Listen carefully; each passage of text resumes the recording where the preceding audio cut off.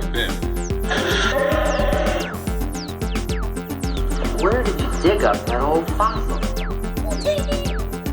Going into Toshi Station to pick up some power converters. That's no move. We're all fine here now, thank you. How are you? Welcome to the Star Wars Nerds Podcast. I'm Dan Vadabonker.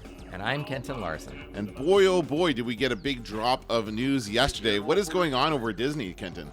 Somebody took a big dump at Disney yesterday. You're paraphrasing the current president of the United States. I know am. that's where you're getting that from. I know that is. I was going to say they left the Star Wars making machine on because he just kept. They got rock bottom prices in all these Star Wars properties. But they announced. Now we'll talk about it in a second. We're going to talk about the Mandalorian first. But they announced 9 new series? I think it's 10. 10 series. It's a combination of movies and series and animation and live action. But it's 10, I think. And to be fair, there's not a ton of detail in this stuff, so No. It's just like the initial announcement of a lot of it. But we'll go through that list and talk about that. But of course, first, as has now become our habit on this podcast has just become a Mandalorian discussion podcast, essentially, because we have another great episode of The Mandalorian to talk about this Friday. Yeah, and it's so good. And every week, if we didn't talk about it every week, I'd feel like something's missing. I think at this there's only one more to go. So yeah, so I think we do have to stick with it. We'll do it. We'll keep doing the Star Wars nerds, and then maybe we'll go back to media nerds, and because there's been a lot happening in the media as well. We've been ignoring this whole time because of Star Wars. But hey, it's such a good series. Not to mention our best of the year is coming up, where we do our podcast that's right. where we break it, and because of COVID, it's embarrassing how much TV I've watched in the last year. It's insane. Like if you add it all up, it is an avalanche of stuff because there's been nothing else to do. Exactly. Yeah. And we'll talk about all that stuff coming up on Media Nerds. But first, let us talk about the brand new episode of The Mandalorian, episode 15, or chapter 15 rather, The Believer. It's called, right? I should have my notes up here, and I don't. I already forgot. I had my notes here. And by my notes, I mean I just have the episode I have the episode up and ready to go. Yeah, it's called The Believer, chapter 15, The Believer. I have an idea, by the way. Every time that one of us forgets what we're talking about, the other one should go woo woo woo woo woo. Should do the Mandalorian sound, and we'll just pretend that it's part of the podcast. Hey, did you notice that the theme song was a little bit different this week? I did not. At the beginning, it's not quite the same. It did not do the traditional Mando theme. It was a little bit different. The music was a little bit different. I'm not sure why. I'm not sure what the purpose of that is, but I did notice it was a little bit different in the beginning of the... Because it's fun. And the funny thing is, on Disney Plus, it always gives you the option to skip intro. But for The Mandalorian, the intro is about 2 seconds long. It's Who just skips it? I don't know. It's just the Mandalorian that comes up. That's it. That's the intro. So whatever. Anyway, so this episode, we come across, we start off on I guess it's a prison planet. It's a garbage planet. It's a salvage yard where Bill Burr is being held. And I mean, I love it. I love the detail here. We see lots of great, I'm sure there's stuff in there that I didn't even notice. Lots of great wrecks of old ships, old Imperial ships and that kind of stuff. Walkers. We see, like, again, these construction walker machines that are just giant cranes on 4 legs, which is really cool. Like, I love all these details that they include in this scene here. It's a great scene. Yeah, and so we see Cara Dune. First, we see he interacts with a droid in a funny way. Bill Burr being Bill Burr, essentially getting mad at droids. Okay, did you know it was him? Yeah. Right away? Did I know it was Bill Burr? Like right away when the camera comes in and you see they sort of lead up to somebody working there. Did you know that was going to be him, or was that a surprise? Yeah.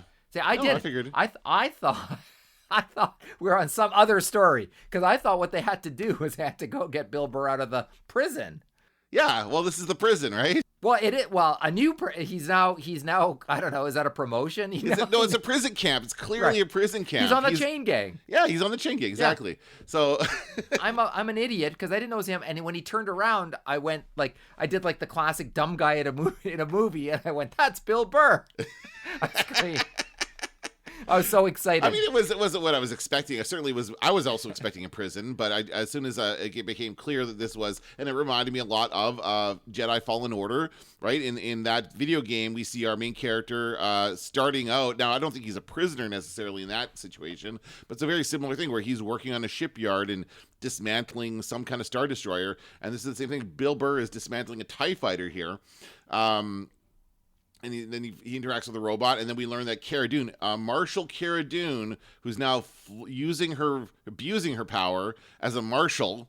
I've never even heard of this rank. To sign him out somehow, she has the power to sign out Bill Burr from a prison planet and take him somewhere without anybody else knowing or anybody else caring. Like it's very convenient, and I get it.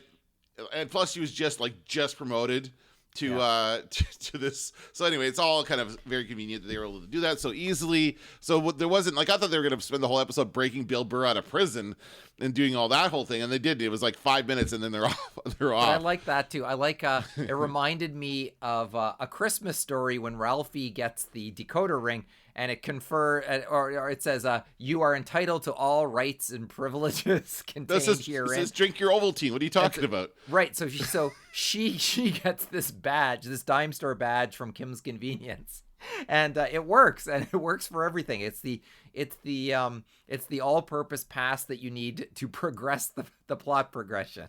And or it could just be that droids are dumb. Like, just generally speaking, droids are easily fooled into doing things. I don't know. Again, we don't know the specifics of this, but whatever. They pick up Bill Burr. Great shot of Boba Fett, by the way. He's cleaned up his armor. He's painted it. He's made it look nice. And even it's funny that little moment where he's like, "Oh, I thought you were somebody else." So he thought he was Mando, our Mando, and he's not. But it's still great. Like, I love that Boba Fett's looking nice. I don't think he's ever looked better. Like, honestly, that armor has never looked cleaner. Or it's still got the dent in the helmet up in his head. But other than that, he looks really good. And he now has I was gonna say a sarong, but that sounds uncomfortably close to thong. So I won't. I don't like the sound of it. He has what do you call it? A snuggie hanging down. What are you talking about? Boba Fett now has sort of a man dress on underneath his under his armor. Did you notice that? I've not noticed. Hold on, I'm looking at it right now. I'm trying to find a moo-moo. Is that what it is? What are you talking about, moo-moo? There's one scene where you see the full body shot. Hold on a second. I'm trying to do this so I can mute it. I think it's I think it's in the scene where he thinks that. Oh yeah, he is. Okay. Yeah, you see what I mean? Well, I guess so. Yeah, could be a kilt. Is that a snuggie? I don't know. Maybe he's just tied his jacket around his waist. Yeah, that's probably it. It's probably got a little humid, and but you know what I also like about Boba Fett in this episode? First of all, the thing you cannot do with Boba Fett is have him be a chatty Cathy in this episode. You can't have him like suddenly be unlike the Boba Fett we're used to. So what's kind of cool is he's an older guy now than what we were used to seeing. He's been in and out of the Sarlacc pit somehow. He has suffered on Tatooine in some way. And but I was really happy that they didn't have him taking off the helmet every 2 seconds. Although he did take off the helmet. Boba Fett did? Yeah. Like, Boba Fett is clearly okay with taking off his helmet. He's done it several times. Does he take it off in this episode? Yeah, absolutely he does. When? Oh, no, when they were figuring out their plan. I didn't think he did. I don't think he did. No, he does. I bet you $1 million really? He took his helmet off. Yes. Okay, Sure. Well, let's have the million. Let's run a tally, and I'll do it because I see. That's the funny thing. I last episode of Mandalorian I watched 3 times, and by the end I was like, okay, I really know this episode now.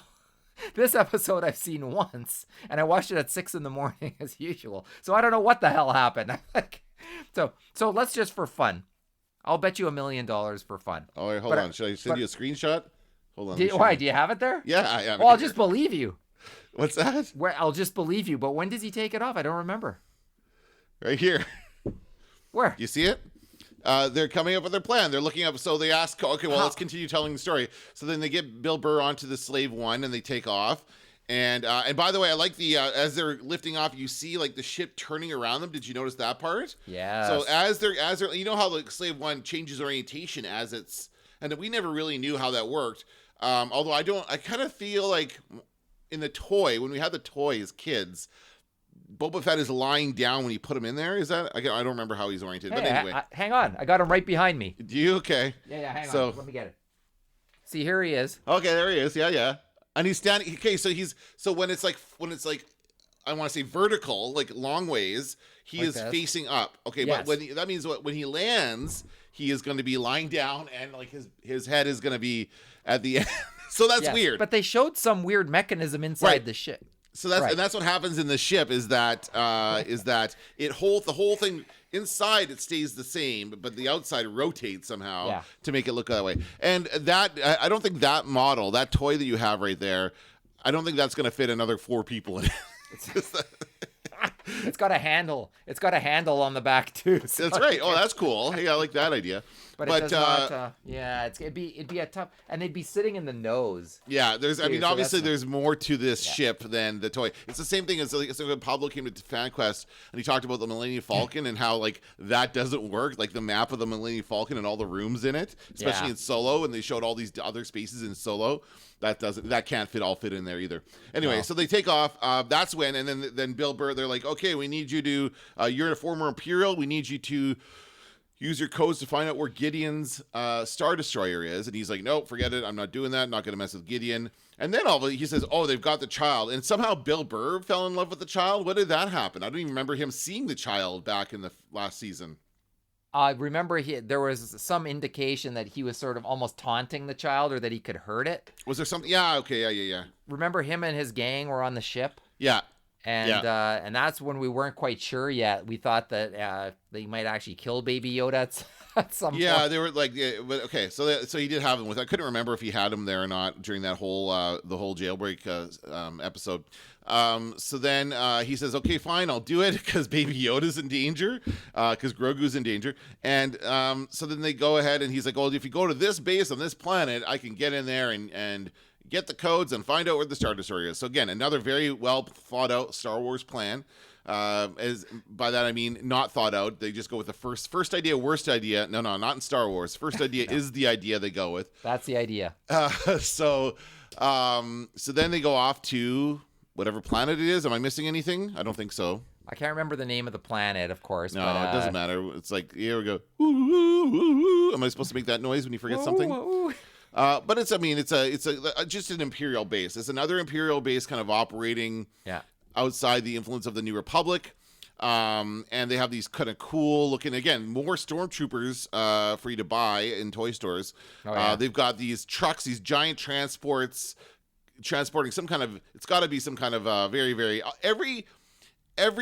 almost every like thing being transported in Star Wars is explosive. it's like the stuff in Solo, right? Remember the stuff they're going to get from Kessel? So they got that stuff is explosive. You can't get that stuff worked up. Well, that this stops. stuff. So that means they can't, and they establish that you can't drive too fast either. And so it's the speed. Can't bump it around too much. Sandra Bullock and Keanu Reeves are It in there, and they're like, no, you must stay within the two. So I actually thought this episode had more shades of Mad Max to it because they have these scavengers coming around, and they say they're pirates, or they say I think they say pirates or thieves or something, but their whole intent is just to blow up the truck. They don't care, but they're not trying to steal it. They're trying to blow it up. They've all got thermal detonators, and they fly up in these skiffs. And it did very much when they're all jumping off the skiff onto the truck. It was very much like Fury Road to me. It very much felt like Mad Max. And then and we skipped over the part where they both got into uniform as stormtroopers. So Bill Burr and Mando have to go. And they didn't Mando look like just a little slim toothpick when he suddenly had a different uniform on? I think it shows you like. That Mandalorian outfit is imposing. Like it accounts for a lot of his bulk. Oh, sure, yeah. When he put on that stormtrooper outfit, I was like, he just looks like it could be anybody in there. Like it definitely doesn't look like it's the same guy. I thought J.J. Walker could jump out of there. Like he looks skinny. He does, yeah. So Yeah. that's true. And so he gets, so the gag is that we're still trying to work around him not showing his face to anybody. So instead he puts on a stormtrooper helmet instead of his own helmet, and he gives his armor to Cara Dune to keep safe. So they obviously they jump, they very easily take over the transport and knock out or throw out the drivers and take over. But then Bill Burr immediately takes his helmet off. It's like, come on. Like, I know they want us to not get them confused, but I'm pretty sure that Mando had a red armband and Bill Burr did not. So I thought that was gonna be how they tell him apart. And then I thought, well, he's got to put his helmet back on once they get to the base, but no, he doesn't. He doesn't put his helmet back on at all for the rest of the episode. Bill Burr does not like having his head in a helmet. That's for sure. At first, I actually thought they were doing something that they weren't doing, because they get into the transport and Bill Burr is talking like what Bill Burr does, which is he's doing all the talking, and Mando's sitting there in the new outfit staring straight ahead. And I was like, oh, we're going to find out that's not Mando. A different guy got in. And that's what I thought was going to happen. And I thought Bill Burr would be like, hey, what's the matter? Are you with me here or what? And then the guy like pulls out a blaster. I thought for sure there was a switcheroo there that we would cut back to Mando standing at the side of the road going, what happened? Yeah. But hey, for a future episode, that's not a bad idea. Now, what do you think of the design of these new uniforms, these new stormtroopers they've introduced us to? It was very slimming, as I've said. I mean, it looks kind of cool. And I know the whole purpose of this is just to put more toys on shelves. Like, this be real. But it is cool. And we saw there's another new design in here as well among the troopers at the base once they get to the base. It's kind of he's kind of got I want to say it's an off yellow or something. It looks similar to the ones in Rogue One, I believe. There was something similar in Rogue One as far as those troopers go. Mm-hmm. Sorry. Anyway, so basically they start driving the truck, and then the bandits try to blow them up. They fight off the bandits. Great fighting scene, great Mad Max style, like kicking these guys off the vehicle, blowing them up with thermal detonators. It was all lots of fun. But I thought he got hurt. It seemed to me that he got really seriously hurt. And then it kind of went away later. Did you notice that at all? No, what? Sorry, which? After he blows up the skiff with all the bandits on it, and he's and then he gets back into the cockpit or whatever of the truck. I felt like he was like wincing because he'd hurt himself or something, but maybe he was just like. Well, there was a big concussion to the he did get he did get grenade blown back quite a bit. I also liked so I like that. I like the skiff battle, and I also like the surprise TIE fighters showing up on the scene, and the victory parade on the way in. Yeah, there's a good victory celebration, hey? Yeah. You've never seen that before, an Empire victory celebration. No, it was pretty good, and I like that, and there's something funny about Bill Burr then saluting back. Yeah, he's like walking. I'm sitting there screaming, Bill, put your helmet back on. What are you doing? They get mad at you for not wearing your helmet. We know this from Finn not wearing his helmet, right? They didn't like it when he took his helmet off. And he's former Imperial, so someone could recognize him, by the way, which is a plot point coming up. But yes. But if you know that somebody might recognize you, you're not going to sit in the truck saluting everybody with your helmet off. That's a bad idea. Yeah, so he kind of forgot about the like laying low and the fact that I think he maybe felt like he was back in the Empire already. Like he just kind of felt at home there, I guess. I don't know. Yeah. So they end up going to the canteen or whatever, the officer's mess, and he walks in there and it says, wait a minute, that's my former commanding officer. He might recognize me. I'm not going in there. Because basically it's like using the ATM. They have to go in, there's a terminal. All they have to do is access this terminal, and then this guy's going to be able to find where Moff Gideon, which again seems like very, very poor security for this whole thing. Anybody can walk up to a terminal and find it's in the cafeteria. It's in the cafeteria again, like a ATM. You know what that set reminded me of, and I wouldn't be surprised if they repurposed it, but it looks like the set of when Solo gets separated from his girlfriend. Yes, and then he joins the Empire. Yeah. I kept getting that vibe. Yeah. And so it wouldn't surprise me if they somehow repurposed that set and just made it a canteen. Yeah. or whatever. Oh yeah. I mean, the corner. they got to be doing that kind of stuff. Yeah. So then Mando said this. Okay, fine. Mando's got to go in, and by the way, you have to have your face scanned in order for this to work. So Mando goes in there in his uniform with his helmet on. And then for some reason, he tries to scan his face with maybe he just doesn't realize he has to take it off so fast. So tries to scan, and it's like, nope, that doesn't work. And it's going to do something in 10 seconds, and it's like counting down. And then so he's like, okay, fine, I'll take my helmet off. And he takes his helmet off and looks very good for someone who wears a helmet all the time. He's actually got a pretty trim mustache. It's still shocking. It is when he takes the mask. It's a power move when that mask comes off because you're like, oh, like it surprises me every time. And yet you're right that his hair was appropriately flattened and just like if you were to see a member of One Direction, their hair would always bounce right back kind of thing. And I think in this case he's got the One Direction mousse on because he looks pretty good considering all he has on his head all day. Forever as a helmet. Well, that and his facial hair, his mustache is trimmed. He doesn't have. I'm pretty sure when we saw it last time, like I haven't watched that episode over again since, but I'm pretty sure that he had a beard, like it was basically just facial hair growing out. So at some point, I think he trimmed his beard. I don't know. I mean, I don't know if anybody else is paying attention to this crap.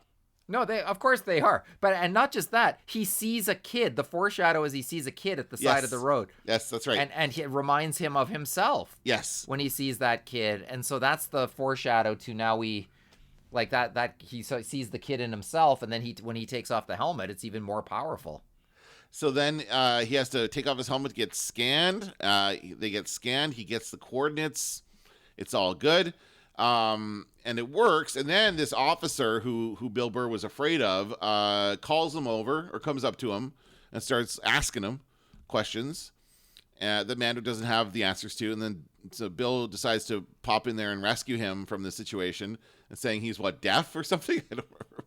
Yeah. There's a good joke in there about being deaf. Oh, that his hair. Well, he hurt his hearing in the explosion or whatever. So that's funny. Yeah, that's good. Right.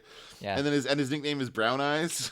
Yeah, that was good too. Yeah, I forgot about that. Yeah. So that's great. So then then this Imperial officer invites him to sit down for a drink with him because they were the two drivers who survived the attack, right? And again, the heroes welcome. Everyone's happy about them. You're the two guys, aren't you? Well, come down and have a drink with me. So he sits at the cafeteria table with this guy to have a drink, and meanwhile we have the two ladies.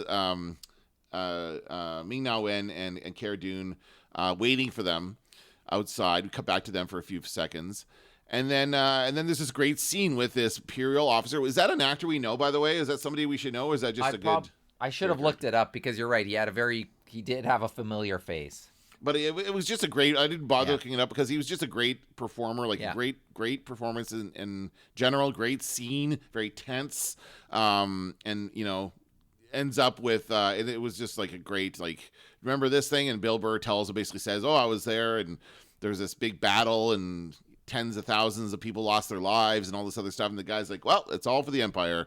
And so then Bill Burr shoots him.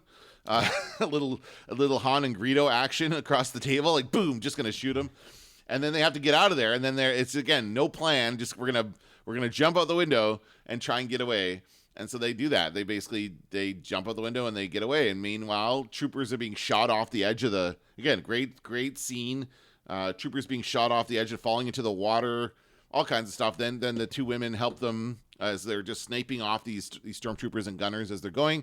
And then finally Boba Fett comes around in the ship and picks them up and takes them off. Am I missing stuff? I think quickly. Well, of course, Bill Burr, they let Bill Burr go on about his business. They do, yeah. There's that too. And he's like, take me back to the labor camp. And they're like, oh, it's too bad he died in that explosion.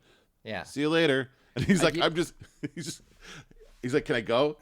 I'm just gonna go. He starts walking away. You know what I think we were seeing there? I'm gonna throw out a prediction here. One of the new shows, and we'll talk about all the new stuff that they talked about yesterday. One of the shows that has an interesting title is it Rangers of the New Republic? Yeah, Rangers of the New Republic. And they said, the one thing they said about it is it's going to take place in the Mandalorian timeline. And I think the Rangers, I'm going to go on the record. I think, and I'll bet you $1 million so I can earn my $1 million back. I think. I don't take that back. Or I'll owe you $2 million in a second. But I bet that Cara Dune, that trio, Cara Dune, Bill Burr, and what's the character's name? The sharpshooter character. I can't think of her name. Ming-Na Wen's character? Yeah. What's? I don't remember. Are we gonna look it up or just keep? I'm going? looking it up. Continue talking. Okay. Whoa. That got old fast. I think those three characters are gonna be the Rangers of the New Republic. Her name is Fennec Shand. Right. Yes. That drove me nuts. Thanks. Fennec. That's actually a great name. I really like that name. You could be right, and we could get an occasional visit in that series from Mando and or Baby Yoda. By the way, is this the first episode that we've not had any Baby Yoda at all? Boy, there's no Baby Yoda in this episode. I feel like this is the first time. It might be the only one. Might be. And it just makes us more tense about what he might be up to or what they might be doing. Yeah, right. We didn't, not even at the end when we do cut back to the Empire for a second, we don't even see him then. I got a question for you about the last shot. Okay, we'll get to that in a second. Okay, sorry. Just hold on. We'll get to that in a second. Okay. I just want to say that this character, Bill Burr's character here now, I think he is now the only human or the only person to have seen Mando's face. Right? Yeah. And everyone else is dead, I guess, because the other guy was the Imperial officer who died.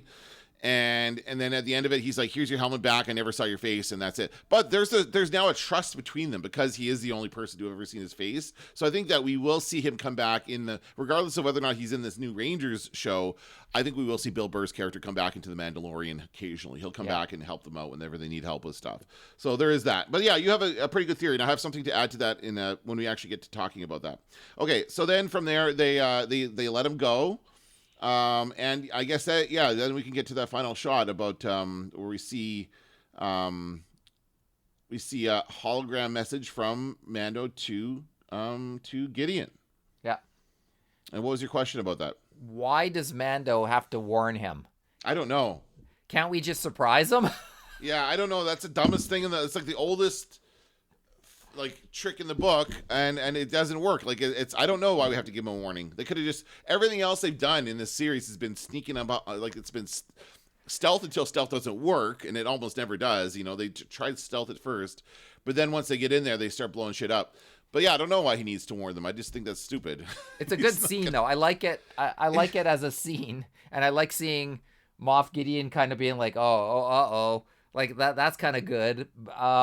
So I liked it, but when you really think about it, it's better. It'd be better to just show up. It would be. And just go, here I am, and and actually it's going to be, I think that last episode is going to be something else. I think it's going to be pretty good. But I wonder if it was a deliberate choice to not include Baby Yoda in this, because they could have cut back. I mean, they could have been they could have shown Baby Yoda being experimented on, then cut to Gideon, and then cut to they could have done that, but they didn't. They didn't show us Baby Yoda at all. All they showed us was this hologram warning that Mando has now given to Gideon. So again, I don't know why he would do that. I think I didn't mind that. I'd rather not see what they're doing, because the last thing we need is the classic. I mean, kids would start crying and stuff who watch this. The scientist with his giant needle or whatever, and that, I think it'd be too alarming. So it's just as well they didn't show us Baby Yoda, because of course in the next episode we need to save him, and I hope we do save him. I hope they don't leave us hanging, but I don't think they will. I think we'll at the very least we'll get him back, but I don't know. Someone might die along the way.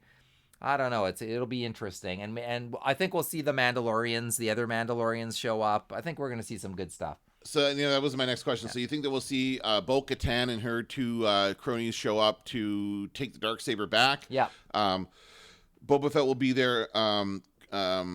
Fennec will be there. I almost forgot her name again. Fennec, Cara Dune, Mando. Not Bill Burr. They just needed Bill Burr to get the location. He's gone off on his own now. But will there be anyone else? I guess not Carl Weathers either. I hope I thought of that today. Actually, I kind of missed him in today's episode.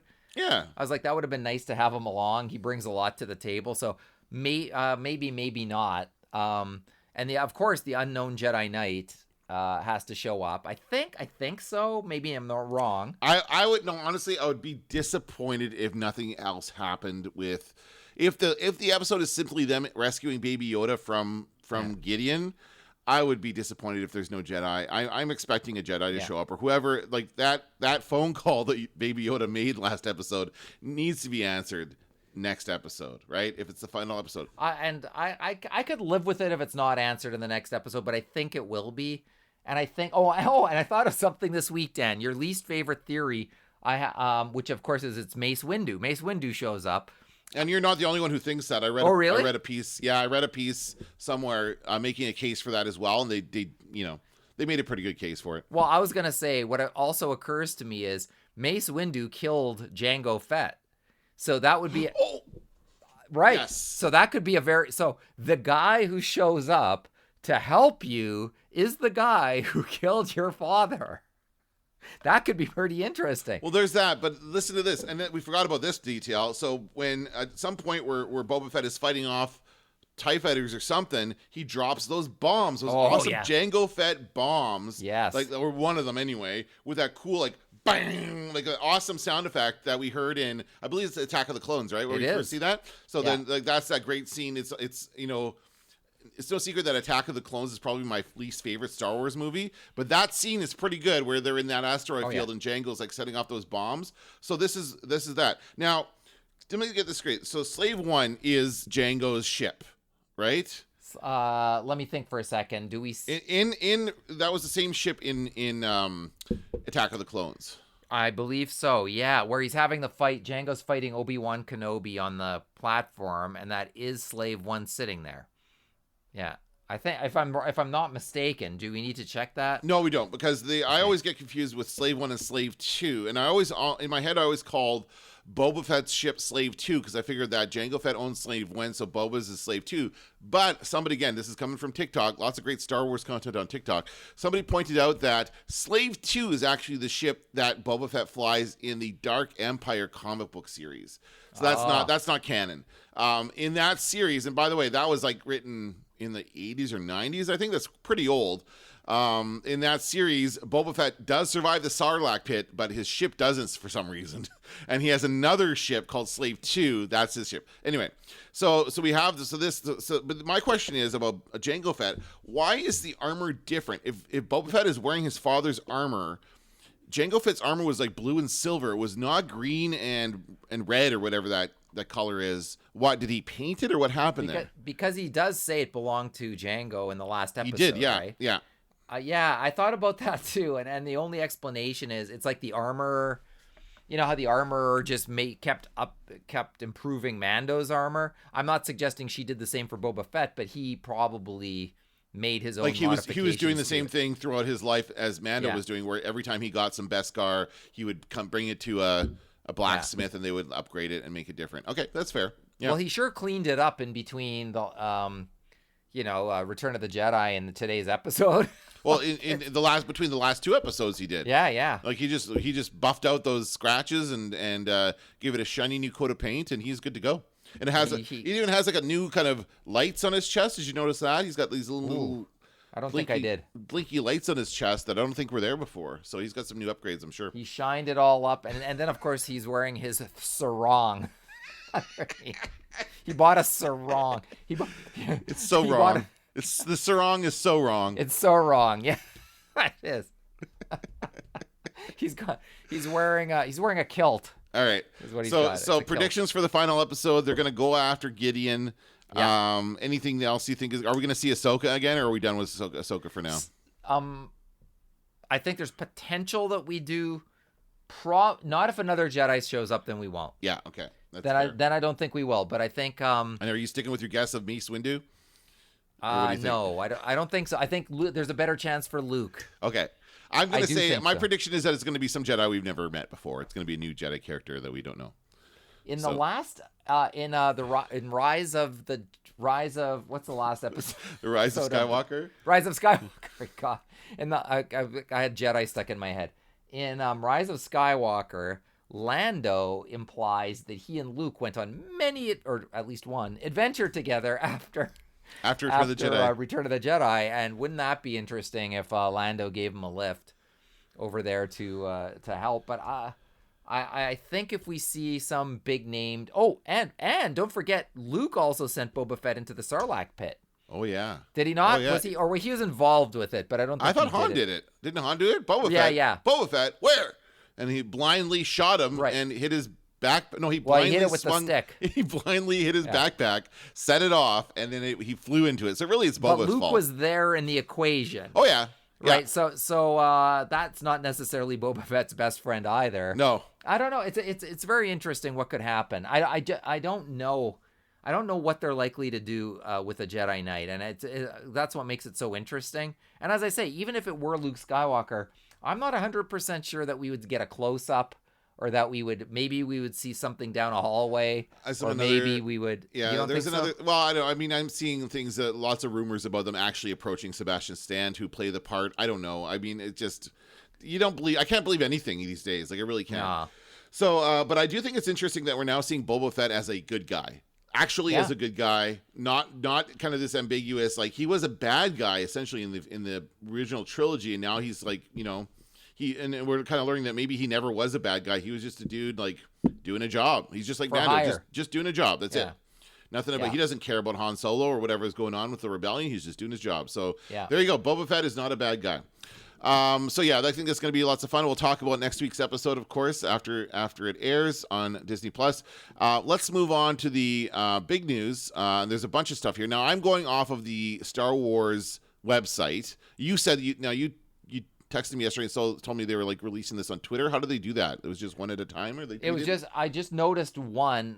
I noticed one in my feed, and it wasn't an exciting one. It was just like the least exciting one was droids.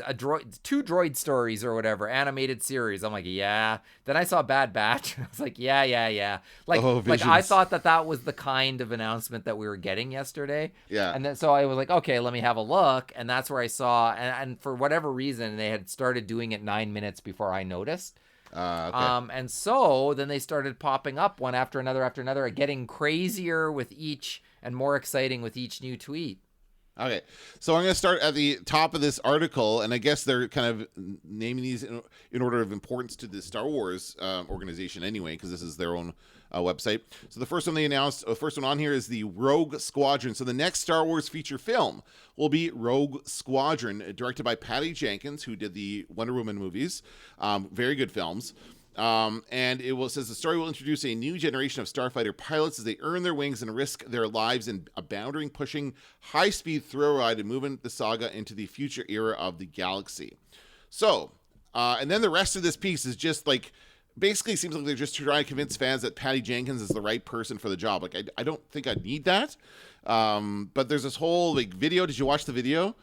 Yeah, I what I liked about the video was I didn't think it was Star Wars related.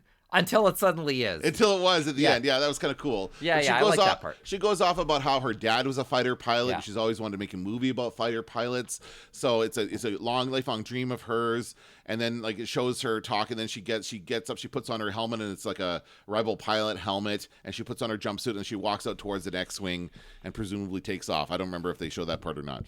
But I feel like they spent a little too much time like really trying to drive home like this is the right director for this role, for this movie, because they've gone through so many directors in the past. And I don't think they're going to fire her. Don't get me wrong. I don't think they're going to fire her, but they've like hyped up directors in the past to have it completely fall flat. So I wouldn't be hyping up any more directors if I were them. Let's just let them do their job, basically. Well, I thought what was interesting about that trailer was it was easy to miss what it was. Yeah. It was as I watched it, I was like, "What the hell is it?" I thought it was like another one. You know, Lucas made the World War II movie, and I thought what we were seeing was a World War II movie made by Lucasfilm kind of thing, and I was like, okay, fine. You know, I didn't, but until it suddenly Rogue Squadron, I was like, what the hell is what is this? Right. And that's the question. What is this? Yeah. So what do you think it is? Rogue Squadron. Now it says that, the key word here, I think, is move the saga into the future era of the galaxy. So this has to be post Return of the Jedi or post Rise of Skywalker? Like, what is it? Well, if that's what it says, I'd say Rise of Skywalker. But Right? who the That hell knows? doesn't that make sense? But Rogue Squadron was a squadron back in the day. Like Rogue Squadron was part of Luke's. Like, wasn't he part of Rogue Squadron as a on Hoth? Wasn't that Rogue Squadron? I think that's the first place we hear Rogue Squadron or Rogue. Right.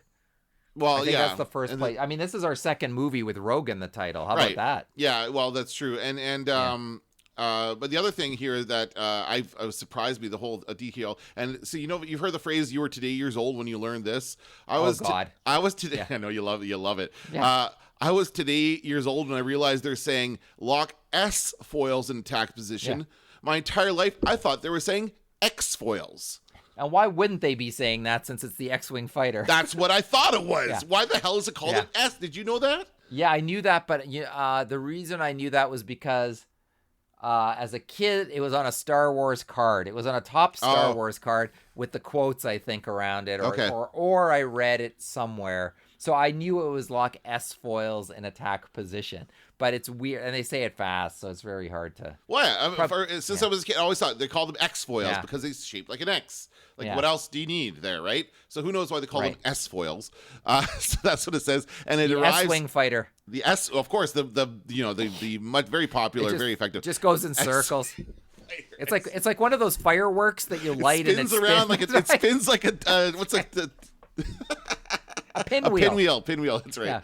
Yeah. So this comes out theaters Christmas 2023. So that is the next full-length Star Wars live-action movie. So what happened to Rian Johnson? What's going on with the Broom Boy thing? Is there anything happening with that? No mention of any of that stuff. No Broom Boy the motion picture loaded up at this point. Not right now. So maybe they pushed that back. He was supposed to do a whole trilogy, and of course those Game of Thrones guys were going to do a trilogy, but they're not doing that. That was they dropped out of that a long time ago. Yeah. So that's interesting. The other one, the next one, untitled Taika Waititi film, and I think they should just keep that. They just call it that. They don't need to Star Wars an untitled Taika Waititi film. That's all they need for that. Did you see that weird logo that they have for Star Wars for his project? They have a logo. It looks like Schoolhouse Rock. Have you seen it? No, I'm gonna Google it right now. Yes, it's promising and insane at the same. I saw. Oh, our pal Steele Saunders tweeted it. Did he? Okay. And I thought it was a joke, and so I looked it up after I saw it in his feed. After I saw him tweet it. Hold on. It might not be real. I'm not seeing it on anywhere else. No, it is. I saw the actual they have a screen cap of Kathleen Kennedy standing in front of it. Oh man, he's been tweeting a lot. He's been tweeting a lot. Oh no. It's blue. I think it's blue. Blue. And it looks like Schoolhouse Rock or Life of Brian. Oh yeah. It does look. Yeah. It looks so like what's that? I don't know. What did Steele Saunders say about it? He said, I would like to know this logo's mysteries. And then he says, I can't stop looking at this and pondering what character images will be placed around it in a couple of years. So very exciting. So there you go. It does look. It looks like Star Wars made out of rock, basically. That's it. I think he could do for Star Wars what he did for Thor, which is this could be a ridiculous or I don't know, what could it be? I'm sort of trying to get like the closest I can think of is back from Comic-Con where the guy who played Watto, the guy who played Watto was like he wanted them to make a show or a movie called Life with Watto. Yeah, and he like did a little bit of that, and I was like, that looks like the logo for Life with Watto. Yeah. By the way, I don't think that's a bad idea for a show now.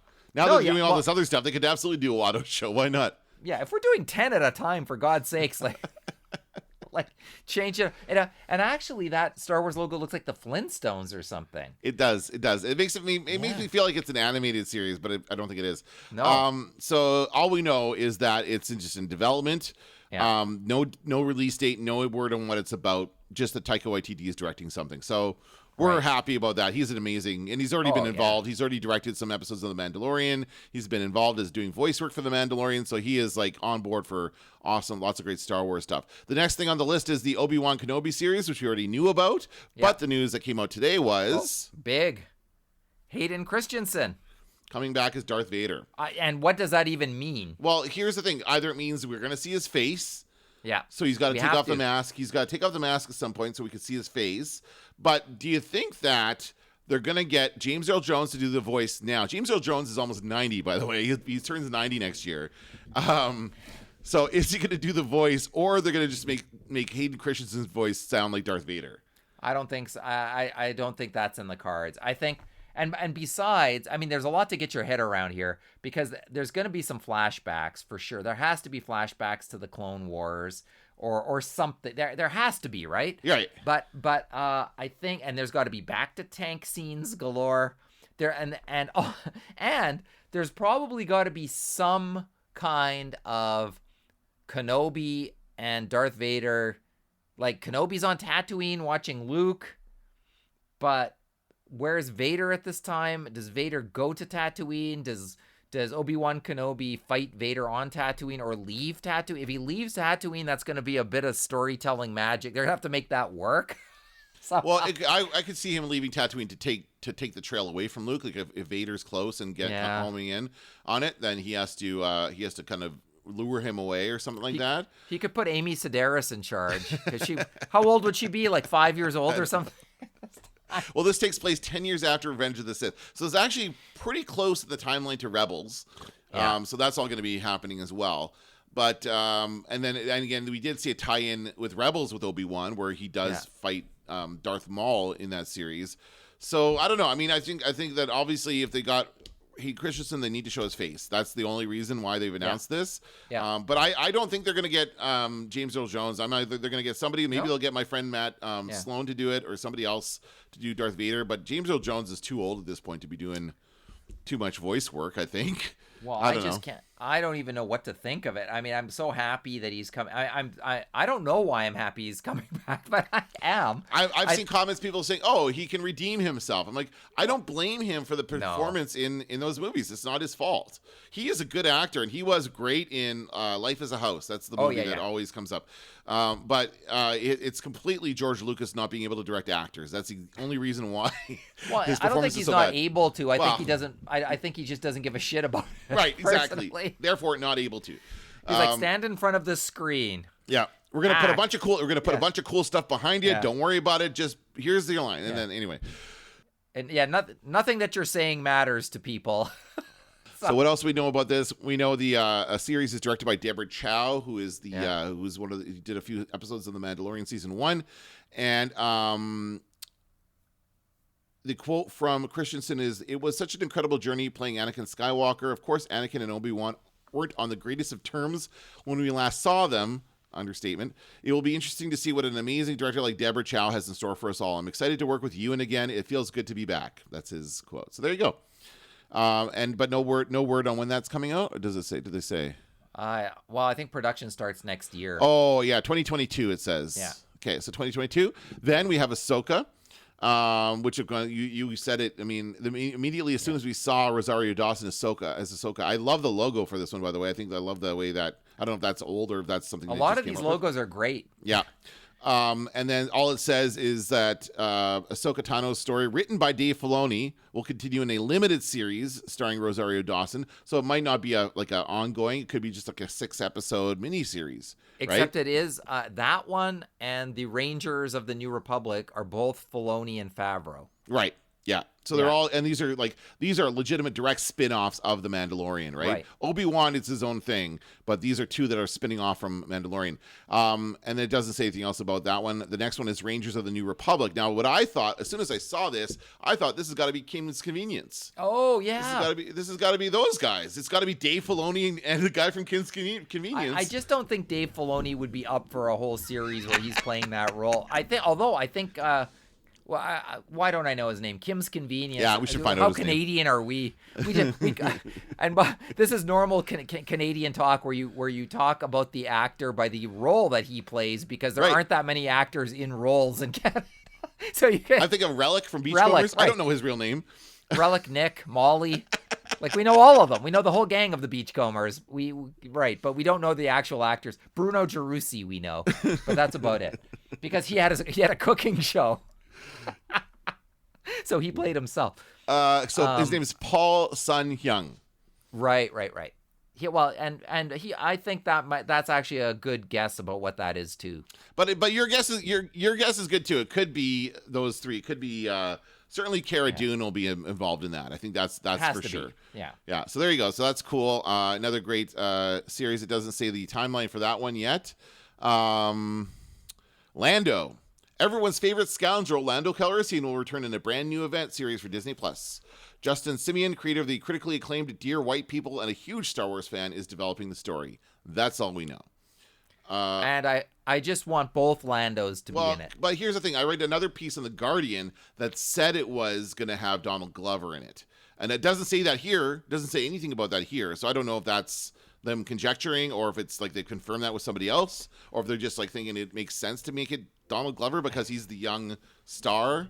And then you can set it back in the, fun time of Star Wars. Well, Dan, this is I have been wanting this, as you know, from the beginning of Star Wars, which is the Lone Ranger setup where Lando's sitting in a museum, just like Tonto at the beginning of Johnny Depp at the beginning of Lone Ranger, and he goes, and some kid comes into the museum and sneaks in, and he's like, kid, I used to sneak in, I used to work all the angles. And look how I turned out. And then it goes, and it fades away. And then it's Glover running away from people who want to kill him. You know what? That's probably not far off from what it's going to be. It wouldn't surprise me at all. It wouldn't surprise me if they did Billy D. Williams' old one and Donald Glover's young one. But there's no word. Now, this also could be Lando. It could be Billy D. Williams and that young lady from Rise of Skywalker. Remember at the end? You're like, let's work that out or something. And I don't know what's going on with that. No, but... It's not happening. No, so it's probably... Go ahead. I thought of something else. Remember when Donald Glover in Solo was like dictating his memoirs? Yes. That could be that. It could be. That's what it is. Well, I'll bet you it is. But there's lots of great Lando stories in Legends, like not canon, that they could pull from as well. So that could be part of that, right? But I'll bet you it is. It's him dictating into the mic. Maybe it's older Lando dictating into the mic. Just like he did it. So he's still telling his stories into the mic, chronicling his adventures, and maybe they're true and maybe they're not true. And then we see Glover acting it out. That could be amazing. Well, again, we'll find out more, I guess, when they're ready to tell us. And maybe Lobot will be in it. That would be awesome. There's a guy with a Lobot attachment in the Squadrons video game. There's a character who does he's on the Empire side actually, and he does quite a bit of talking, and he's got that Lobot thing on the back of his head, so must be pretty common, that whole thing. The next series coming out is Andor, which again we knew about this tense, nail-biting spy thriller created by Tony Gilroy. That's coming next year, so this might be the next one out. Diego Luna is reprising the role of rebel spy Cassian Andor from Rogue One, and will be joined by a fantastic new cast that includes Stellan Skarsgård, which is awesome, Adria Arjona, Fiona Shaw, Denise Gu. I've not heard of any of these other people, but it looks really good. And there's actually a sizzle reel that they released. Did you watch that? I did watch it. Yeah, it looks really good. Yeah, well, there's not much new stuff in there except sort of like, look, we're building the sets, and that's kind of, but it's pretty exciting. I mean, yeah. And it just takes, but what it shows you is that they're putting, and this is what we already knew, they're putting just as much work into this as they do into a film. Like all the creatures, all the set building, all the practical, remember the real sets, practical effects, that whole thing. They're doing that again with this one, and it looks like it's going to be as involved as Rogue One was. Next one is called The Acolyte. Don't really know much about this. It says Leslie Headland, Emmy Award-winning nominated creator of the mind-bending series Russian Doll, which I've not seen. Oh, it's awesome. Yeah. Okay. You know what? It's totally worth watching Russian Doll. It's a very tightly scripted series that I think is extremely promising for Star Wars, having this director on board. What is interesting about this, it says The Acolyte is a mystery thriller that will take the audience into a galaxy of shadowy secrets and emerging dark side powers in the final days of the High Republic era. So this is going back hundreds of years. See, and I wanted to get this out too. An acolyte, the dictionary definition of acolyte is a person assisting the celebrant in a religious service or procession, or an assistant or follower. So are we talking about a Sith and a Sith Lord and the second in command? Yeah, the Sith Lord? Apprentice. Yeah, it could be. Yeah. It could be also tied into the whole High Republic book thing they're doing. Like they're doing this whole, remember the thing with Pablo involved, and they're coming up with all these stories taking place in the High Republic, so it could be tied into that. I don't even know what that is. I don't either. I kind of brainwashed myself out of the High Republic until such time as I see a TV series or a film. Well, yeah, let's see something coming out of it first, right? But Yeah, I think what I took it as to meaning is that it's kind of like a medieval Star Wars. I think there's still going to be spaceships and stuff, but it's going to be like hundreds of years before the events of Star Wars that we know. That's basically all we know about it. So not really related to anything else. The next one is your favorite. It's the Bad Batch, which is it's a spin-off of the Clone Wars. So it's exactly what we thought of. I'm not really a fan of the Bad Batch, but I'm glad there's something there for the kids. I'm just joking. I know you're not, but I love Rambo in there and the Teenage Mutant Ninja Turtles. They're great, and I like the scene where Rambo tells the other Ninja Turtles to go attack the base. That's my favorite scene. And he goes, "They drew first blood," at the end of the episode. That's my favorite part. Okay, we'll just move on. I don't know. I don't have you can anything to edit say that about out. No, I'll keep it in. The next one is Star Wars Visions, and I think this might have been where you came in with all these minor animated series. Yeah. Now I kind of like the idea behind this because we've seen other. This is actually going to be Star Wars told through the eyes of kind of anime creators, so in an anime style. Now there is stuff out there that's not official. There's an anime short film about TIE fighter pilots. Have you seen that? It's out there somewhere. I don't know who made it, but someone made it. Yeah, I saw that kicking around. Yeah, it's not an official Star Wars one, but it's really cool. And what this reminds me of is the Animatrix, which was a series of shorts created to kind of wrap around the whole Matrix story, and they're really good. Like all those animated shorts are excellent, much better than the second and third Matrix movies. But it does show how they can tell this story through different, visual executions, different styles of animation. It's going to be a lot of fun. So I'm actually kind of excited about that one. Yeah. It's going to be cool. I don't think the name is great, but whatever. Then there's A Droid Story, which is, again, not a great name. That's for kids. It's for kids. It's a new droid, some kind of new droid that's going to be guided by R2-D2 and C-3PO. So at least we'll get some more R2-D2 and C-3PO. And that's it for the Star Wars stuff. What's that? It's animated. Animated. Yeah. That's it for the Star Wars stuff. There are a few more Lucasfilm related things they announced. Are there ever? So number one being the series Willow, which I'm actually very excited about. Willow was, it's a great movie. I remember seeing that in the theater and just being blown away by it. And I mean, I don't think it holds up. Some of those effects. It was very early in the days of like, what do you call it? I don't know, the green screening technology and that kind of stuff. So it's pretty apparent when there's like not real stuff on screen. But that being said, I think obviously now they could do a great job with it. James Mangold is heading this up. So that's like, he did Logan, he did Ford versus Ferrari. He's done some great movies. Wait a minute. No, sorry, I'm talking about that's Indiana Jones. Oh, I'm getting ahead of myself. James Mangold is directing the new Indiana Jones movie. Right. And Harrison Ford is coming back for that. Yeah. That's coming out. It's going to be coming out July 2022. So that's 80-year-old Harrison Ford as Indiana Jones. Oh, it's great. I don't care what anybody says online. I love it. Yes, please. Right. One more. Well, I don't think it can be worse than the Crystal Skull. I really don't. I think they can go into it. It's not my it's nobody's favorite Indiana Jones film is the Crystal Skull. It's got some moments in it. It's okay, but I think I want to see. I like as much Indiana Jones with Harrison Ford in it as possible. I don't think anyone can play the role that well. No, but it'll complete his kind of trilogy of comeback roles, right? He did it although someone could argue he did it for Crystal Skull, which was years after the last Indiana Jones movie, but he did it for Blade Runner, he did it for Star Wars, now he's going to do it with his third really well-known character. Then there's going to be a Jack Ryan reboot led down the road where he's going to do that's the guy from The Office. Except, well, these days Harrison Ford won't get out of his white t-shirt and khakis for any role except Indiana Jones. What if they do like the other day Air Force One was on TV? Yeah. That's good. Movie? I liked Air Force One. What if they do Air Force 2? Air Force 2. This time the president is old. Schooler. He is really old. I mean, Joe Yeah. Biden's almost 80. Like That's true, actually. this time the president's really old. This And time. still having to fight off terrorists. It'll turn out that Harrison Ford refused to leave office as president and is still president at age 80. And he just won't go. That's right. Yeah. Okay, so then that's the next Indiana Jones movie, and this is I think the final one that they're saying. They didn't say final. Someone else said. I think the Guardian story said final episode. I think we're all assuming that because we don't think Harrison Ford can live to do another one.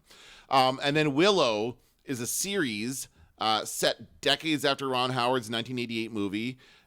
Warwick Davis is back as Willow Ufgood, and the director is John Chu, who did Crazy Rich Asians, and I've never seen that one, but I hear it's very good.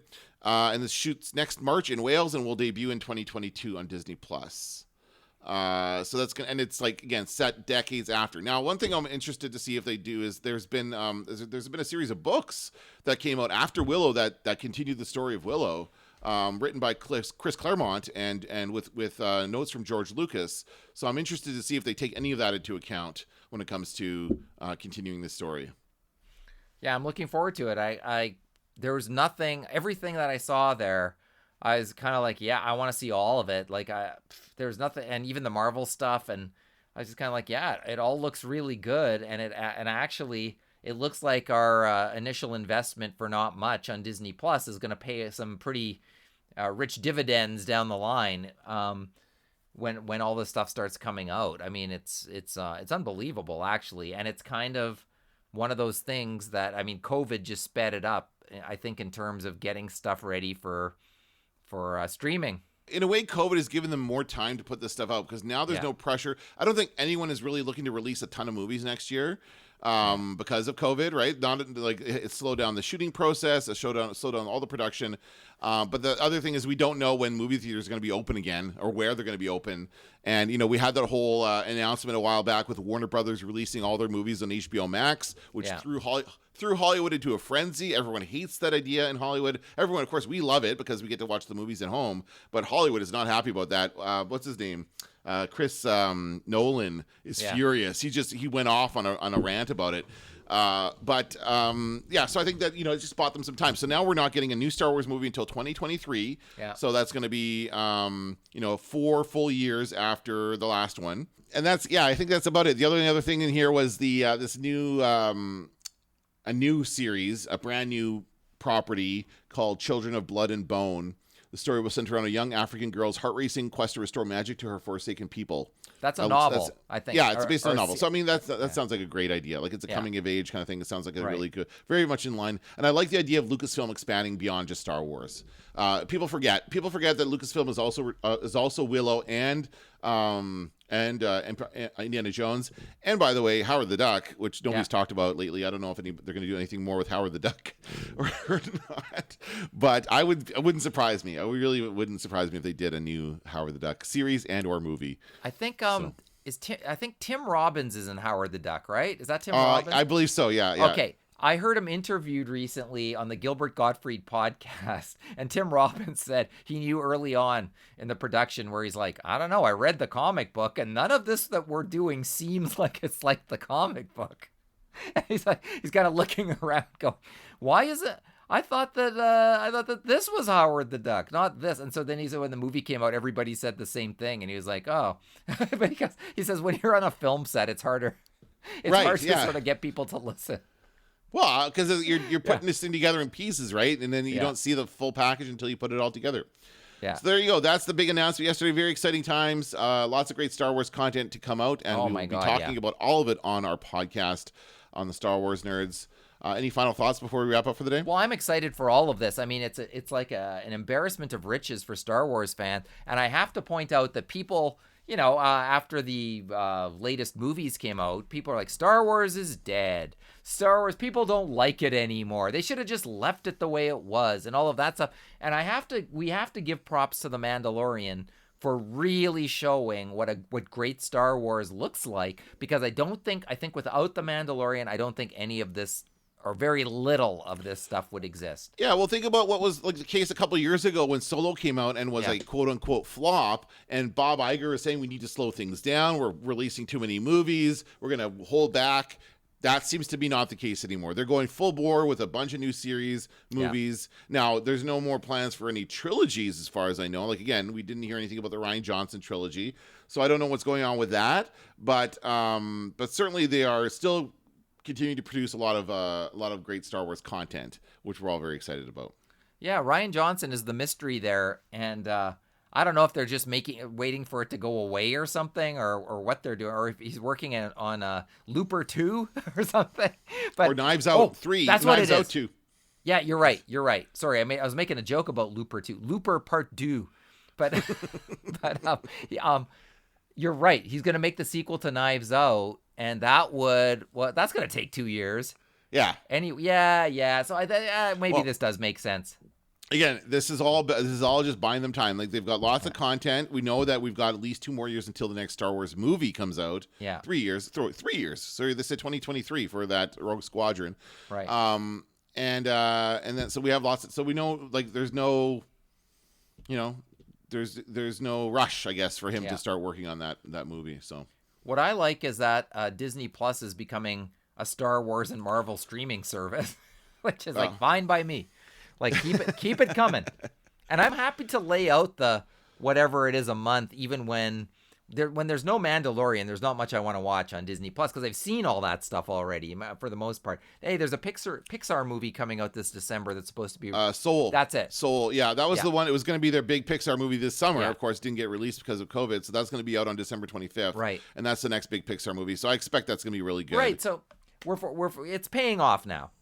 Yeah, exactly. Yeah, you're right. There was not a ton of content to begin with, although they did very well, and Disney Plus did very well, much better than. They're saying that the HBO Max is actually a bit of a flop, apparently, because not as many people are taking on it. I think it's because they've created too many HBO things. Yeah. Like, I don't know what the hell HBO Max is supposed to be. There was HBO Plus or HBO. There was a bunch of them, right? That's their own fault for creating too many different services for whatever the hell it is. We don't have HBO Max in Canada, and so we get everything through Crave. Right. So, and they didn't make any of the deals in Canada for Wonder Woman and all of that stuff that's going to be coming out in the US. Right. Oh yeah, Chris pointed that out. So we are not going to get it until like a month later, until they've actually until they actually screened in theaters here in Canada. So maybe a month or 2 later we'll get it here on Crave. Yes, in this scenario, we're like England used to be, like getting their movies like 6 months later. I'd pick up a British music magazine. They'd have their film reviews at the back, and it would all be out of date. Like the old, like this came out 3 years ago. Yeah. Canada is turning into that for streaming services. Like, I think Crave should get on board. They should pay whatever the licensing is. I was actually kind of surprised that we got any HBO Max stuff on Crave. I watched the West Wing kind of reunion thing they did before the election, and then also they had the Fresh Prince reunion show. Those are both available on streaming. They didn't air here on any TV channels, but you can just search them up and find them on Crave. So those are both pretty good, actually. I actually quite enjoyed them. By the way, you just reminded me, just a little tangent here. I watched Rami. Here's Media Nerds for you. I watched Rami this week, and what a great show that is. But in the show, he goes to Israel, and he's got a cousin in Israel, but all of the entertainment they get is like years late. And so he's like, wow, man, this is just like what Hitch did. And he's like, what the hell are you talking about? He's like, that great Will Smith movie, Hitch? And it's like all of his references are 3 years old or whatever. And I was like, that is hysterical. That's awesome. Like that's going to be us. Exactly. We're like, did you see that great new Wonder Woman movie? It's like the year is 2029 in Canada. Yeah. So I hope we get that stuff, but we'll see. Anyway, exciting news this week. Are you going to see everything? Are you going to watch all of the Star Wars, or what do you think? I'll give it all a shot, and the Marvel stuff too. I'll give everything a shot, right? I'll always try new things. Like you, I've watched an absurd amount of television and played an absurd amount of video games, more so this year than any other year in recent history, I think. So yeah, we'll have lots to talk about on Media Nerds when it comes to the best of 2020 episode. Oh, it's going to be amazing. We might have to do a double. Might have to, yeah. Some years we do. Some years we run out. And even just my most irritating phrases of the year, I've already got like 30 of those. So. Was one of them, I was today years old and I learned? Was that one? Oh, it is. Yeah, that's in there. But the most irritating phrases of this year, I think that has been in the last 2 or 3 years. Yeah. But let me just give you. We'll end with just one, just to tantalize people. Oh God, these are all so disgusting. Okay, you know what I've been noticing lately? For the win on Twitter.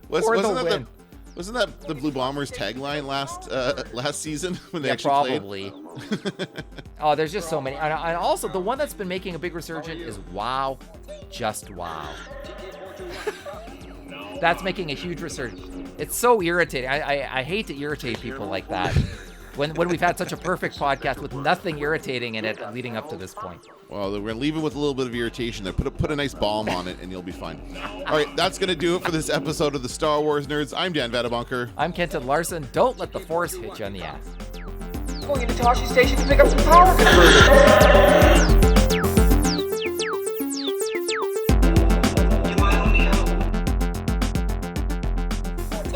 Going into Toshi Station to pick up some